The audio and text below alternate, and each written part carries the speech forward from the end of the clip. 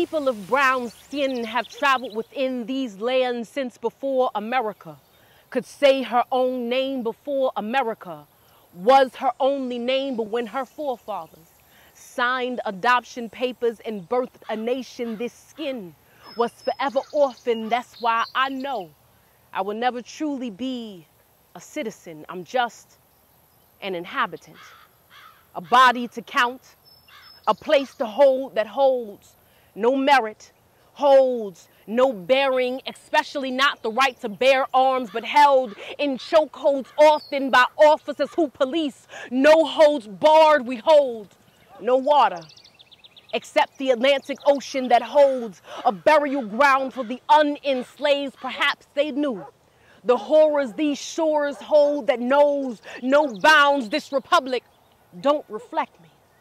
See, the strongest thing a man can build is a social construct. No metal or material alloy can match matters of the mind. Manipulated men drew lines and called it colonies, mastered race and crafted whitey, created constitution and made a federacy with their agendas organized politically. But my rights ain't written in the Bill of Rights. No provisions for the non-whites. Took 19 amendments to even consider women outside of property of their husbands. And you can't ratify equity. Slavery is the foundation of this nation, so ain't no revisions, just reparations. If you pay attention, you can see the black appendages still dangling in the appendix. So to be clear, this construct was meant to constrain me, but does not pertain to me. No protections for the children of the 3/5. This Constitution ain't nothing but a prison. Word to the 13th Amendment. This construct calls us to cast ballots, as if the selected will ever truly reflect my perspective. The election's rigged because the government always wins and the people are just willing participants to be African American or anything other than the privileged, who have never questioned their existence in this nation. Is not to be citizen. It's to be interruption. This pen be resistance. Make done of this tongue and my intelligence be a full clip. They ask about all this rage as if we're not walking explosions. And the Constitution, the laws, the legislation ain't nothing but fodder to the fire. And I promise you don't want this smoke. This system isn't broken. It's working.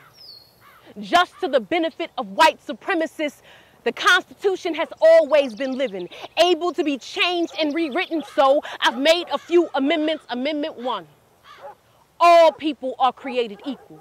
This includes the entire spectrum of gender expression and sexual orientation. Amendment 2, as such, we all now have the privilege of white men in this country. Amendment 3 is for atonement, for the Aboriginals who lost their land, for the black hands who were made to pick cotton, were sharecropping, or made to survive in Jim Crow South, for the casualties of the war on drugs and poverty, for the children of broken families, for the sins of this nation. There must be a reckoning. Amendment 4 is for the redistribution of wealth and power. It cannot only be held in the hands of a few. And finally, we must amend the way we implement laws in this country, because well-written legislation cannot change moral corruption. So this is a call to us all to uphold the standards of what this country could be, a place where we can all exist freely, because don't we all deserve that?